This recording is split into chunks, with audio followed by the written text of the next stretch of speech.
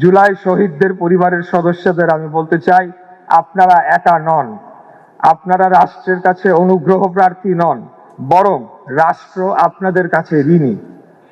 আপনাদের সন্তান, ভাই, বোন, স্বামী কিংবা পিতা শুধু একটি পরিবারের সদস্য নন, তারা সমগ্র জাতির গর্ব। তাদের রক্তের ঋণ শুধু বক্তব্য, স্মরণসভা কিংবা ফুল দিয়ে শোধ করা যাবে না। সেই ঋণ শোধ করতে হবে সত্য প্রতিষ্ঠার মাধ্যমে, তাদের পরিবারের মর্যাদা নিশ্চিত করার মাধ্যমে এবং হত্যাকারীদের বিচার সম্পন্ন করার মাধ্যমে। আজ এই রাষ্ট্রীয় মঞ্চ থেকে আমি স্পষ্টভাবে ঘোষণা করতে চাই, জুলাই গণহত্যার পরিকল্পনাকারী, নির্দেশদাতা, বাস্তবায়নকারী ও সহযোগী কেউই বিচারের বাইরে থাকতে পারবে না।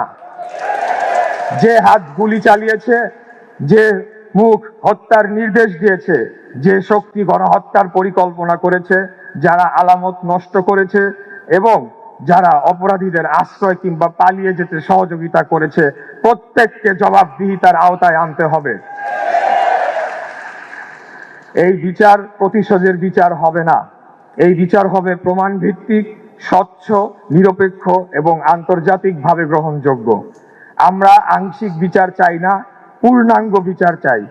আমরা দীর্ঘসূত্রিতা চাই না, কিন্তু যৌক্তিক সময়ের মধ্যে গ্রহণযোগ্য বিচার চাই।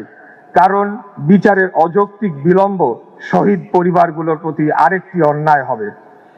জুলাই গণহত্যার বিচার সম্পন্ন করা শুধু একটি সরকারের রাজনৈতিক অঙ্গীকার নয়, এটি স্বাধীন ও সার্বভৌম রাষ্ট্র হিসেবে বাংলাদেশের নৈতিক ও সাংবিধানিক দায়িত্ব। আমাদের আহত জুলাই যোদ্ধাদের অনেকেই আজও অসহনীয় কষ্ট বহন করে চলেছেন। কেউ দৃষ্টিশক্তি হারিয়েছেন, কেউ হাত কিংবা পা হারিয়েছেন, আবার কেউ স্থায়ীভাবে পঙ্গুত্ব বরণ করেছেন। আমি তাদের বলতে চাই, আপনারা অসহায় নন, আপনারা কারো বোঝা নন, আপনারা এই জাতির সম্মানিত যোদ্ধা। আপনাদের চিকিৎসা, পুনর্বাসন, শিক্ষা, প্রশিক্ষণ, কর্মসংস্থান ও সামাজিক নিরাপত্তা নিশ্চিত করা রাষ্ট্রের দায়িত্ব। কোনো আহত জুলাই যোদ্ধা চিকিৎসার অভাবে কষ্ট পাবেন না, কোনো শহীদ পরিবার অবহেলিত থাকবেন না, এটাই আমাদের আগামী দিনের অঙ্গীকার। জুলাইয়ের ইতিহাসকে আমরা হারিয়ে যেতে দেব না, ইতিহাস বিকৃত করতে দেব না, শহীদদের আত্মত্যাগকে সংকীর্ণ রাজনীতির স্বার্থে ব্যবহার করতে দেব না।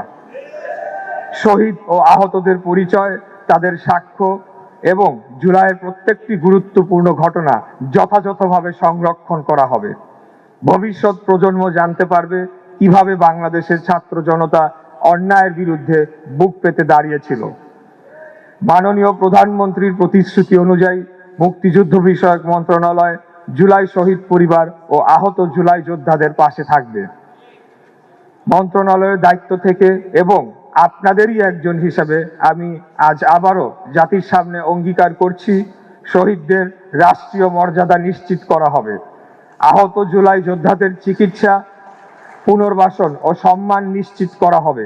জুলাইয়ের ইতিহাস সংরক্ষণ করা হবে এবং গণহত্যায় জড়িত প্রত্যেক অপরাধীর বিচার সম্পন্ন করা হবে।